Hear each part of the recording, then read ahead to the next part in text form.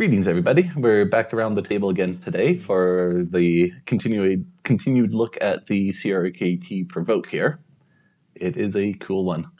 Yeah, I think everyone agrees that this thing is cool as hell. It's the mechanism, the opening, the good times. Yeah, you can't see it from that way, so we'll just keep it that way. Well, I was going to flip it over and just say that it's a very cool design by, if you can focus on the logo here. Come on, focus. That's the worst focusing ever. There we go. Yeah, you can see the logo there. It was designed by Caswell Knives. This one has been in production for quite a while. Well, they announced it at the begining of the year. Yeah. And I mean... Well, the original, I should say, has been in production for quite a while, not the CRKT. The idea, yes. Everything about this knife has been a long time coming. I remember seeing it on Kickstarter being like, that's a cool knife. And then forgetting until CRKT came out. Like, that's a cool knife. Yeah. Oh, you don't forget. Oh, no. Just wait. Yeah. You knew it was coming. And so did the Chinese knockoffs. And by the way, they're terrible. Holy crap. So terrible. Yeah. They exist already. Oh, they existed before the real version came out. Yeah. And on the note of why the Chinese knockoffs are so terrible, and part of what impressed me so much with this guy is how rock solid this thing is. The action, the build on this thing is top notch, ladies and gentlemen. CRKT, this is exactly what we've been asking for that. From CRKT, right? They blew it out of the park with this thing. This is what we've been asking for as far as quality is concerned. Yeah, just even considering that there's 4 pivot points, it's like slight little bit of wiggle, but like the thing is just rock solid, locks up beautifully. 3D CNC machined 6061 aluminum for your handle scales, right? Like super rigid material. Assuming that he treated it properly, it's going to hold a really solid lockup for a really long period of time.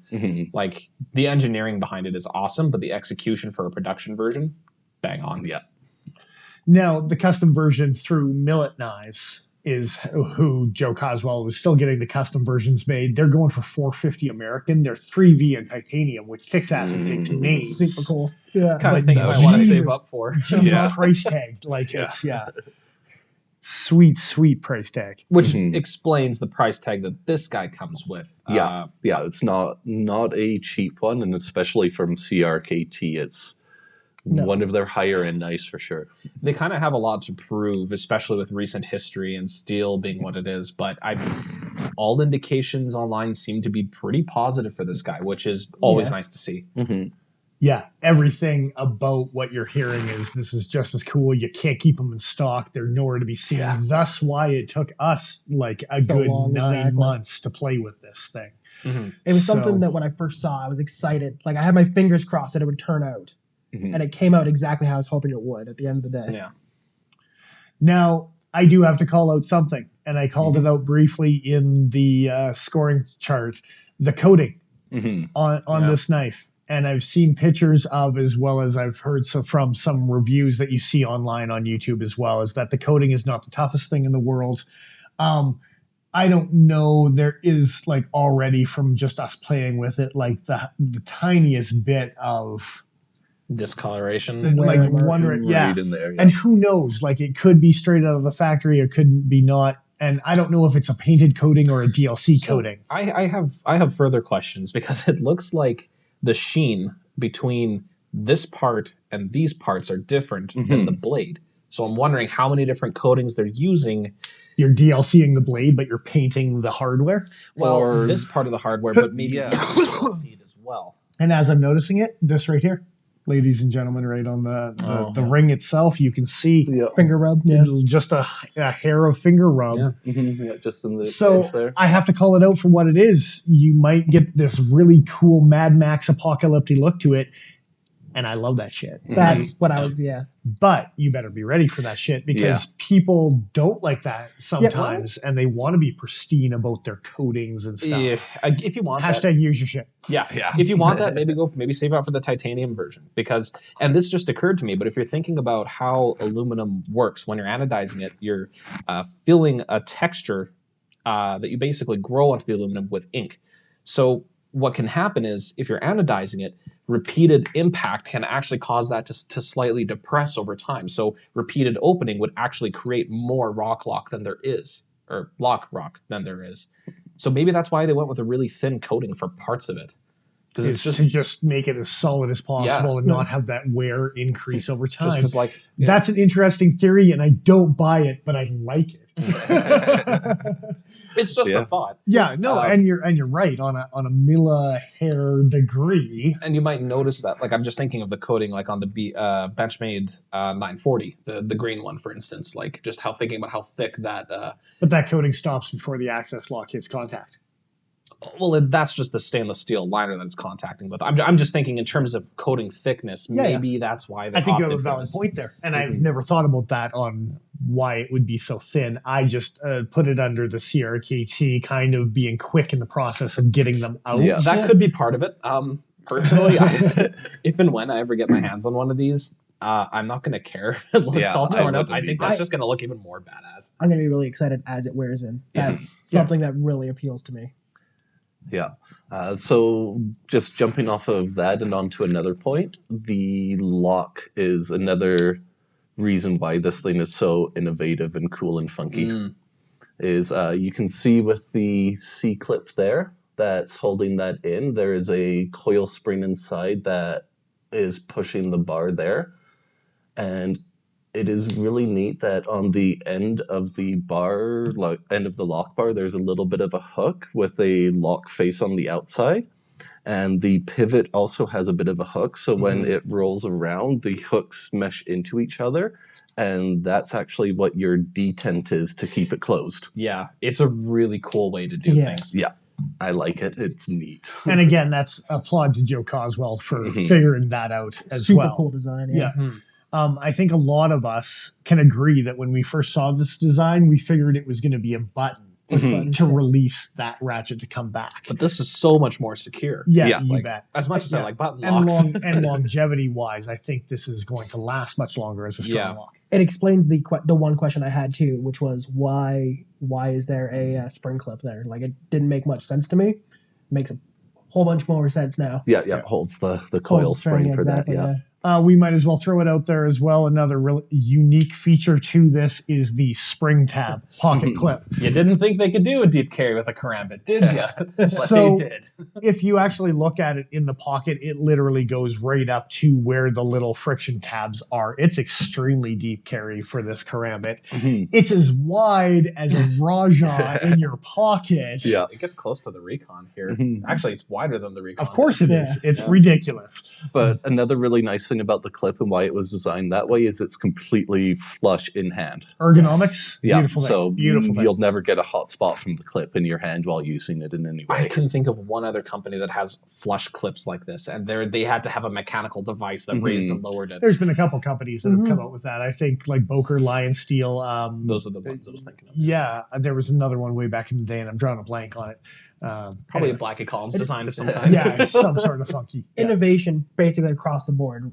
With everything that they did on this. And the one complaint that everyone has is on ergos hotspots. Hotspots on a clip especially, right? So they've solved that problem quite nicely. It's just so cool. It is neat. They've also solved the problem of anyone ever cutting themselves because of lock failure. This knife is impossible to close on your hand. Holding it.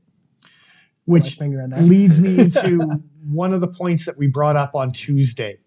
And we were talking about the crispness of the spine as far as the chamfering goes, everything except for that aspect there. Yeah, I think we even actually ended up talking off camera that was the one of the places that they didn't chamfer any of the edges as far as the fit and finish category and regarding our score. So what were you? As far as the beauty of the ergonomics of this knife and getting it in your hand and using it for perfect, not having any hot spots. The one place where it might be hot also might be hot on someone else for joint manipulation. I was thinking about that. That digs in absolutely beautifully, and you can see with the digs on my arm. So as far as a tactical situation, the beautiful ergos on the situation, I think the crisp spots were left crisp for a reason. I can see that. How many times can a man say situation? Or crisp. We'll get a countdown here. The crisp situation. See, the first time I heard Christmas situation, I was like, what? Yes. Tell me more. That's for the Christmas ham. But that's a completely You're gonna different open story. all the presents with this thing, like just pop all the strings, like no issue, and all the ribbons. Tactical Christmas box opening. Damn Use straight. 3 millimeters for the blade tip.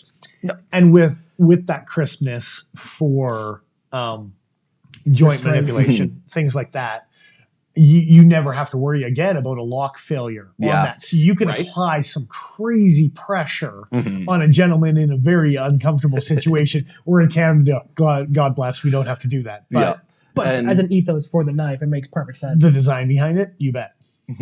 And that uncomfortable situation might even happen outside of the back of a VW. I think this guy's got stories.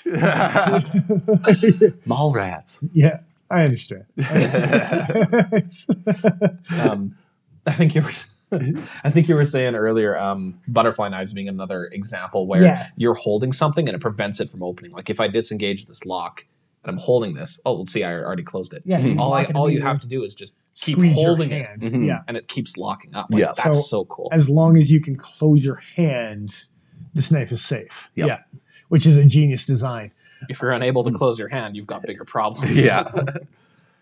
One way that we have kind of figured out that this knife might be unsafe is every once in a while, and you can also manage to do it intentionally, but if you're pulling out of your pocket and you catch your seam, you might pop this guy out into your pocket, as Paul has learned. Not just your pocket, but your thigh. Okay, so there's been really mixed reviews online and on the YouTube reviewers and things like that talking about how that's a great way to deploy this knife, and I dabbled with it.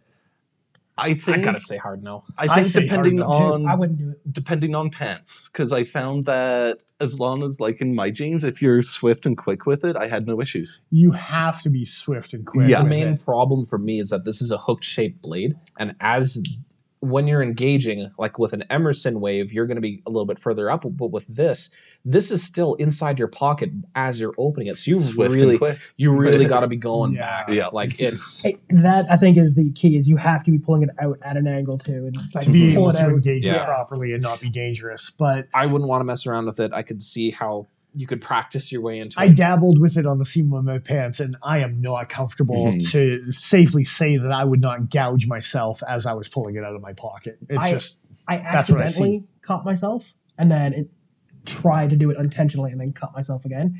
But I can see where in a situation where it was like that tactical situation, I might deploy it off the pocket, even though I know I'm going to catch myself in the leg a little bit. We'll deal with that afterwards. Yeah. Now, with the blade shape, that leads me into the next thing where CRKT hinted that this might be the first of many of this mechanism. I really, really, really hope so. And I hate to say it, but I would love to see a Tanto version of this knife. I am the last person. Who are you? Yeah, no kidding. This Are you going to get it rainbowed? Yeah. Actually, that might be a stronger coating than what they have on here now. I'll be gold plating that sumbitch. Seriously. It'll never happen. But when it comes to an Emerson deployment, probably a lot safer with the blade coming straight out of your pocket rather than a hawkbill. I think you're onto something with that. I'm just saying. This is great for tactical mushroom picking. Yeah. I would never expect them to actually do it, but I pray for a crisp blade in a production knife with a mechanism like this. You, sir, are on crack. That would be so weird. I will not participate in your drug activities. We need to close Yeah. Joe's gone. But seriously, a dagger of any kind with that mechanism would just be hot. I'd want it. Because you just love daggers. Yeah, right? A dagger would be cool and scary as hell. They better come with a sheath if you're making a dagger variety of this. If you can get it to deploy off the sheath, though. Oh. Perfect. Getting flashbacks of the Kershaw. What was that? Not the rips. The ripcord. The ripcord. Thank you. Yeah. It's like a parachute. Come on. Yeah. There you go. Anyway. But yeah, I believe that's pretty much all we have to say on this guy, unless anyone has any closing points here. I think we got it. I think we needed to say what we needed to say. Buy one. Do it. It's cool. You'll enjoy it. Yeah. No downsides to this bad boy. The price is high, but if you get one, you'll be like, cool, I got one. And there's no regrets. Yep. It's going to make you smile every time you pick it up. And then get a first aid kit. Because this is the sketchiest knife we've ever played with. Like, as far as just the fun and the mechanism, but karambits are meant for spinning and Stab myself in the thigh twice. They want to draw blood.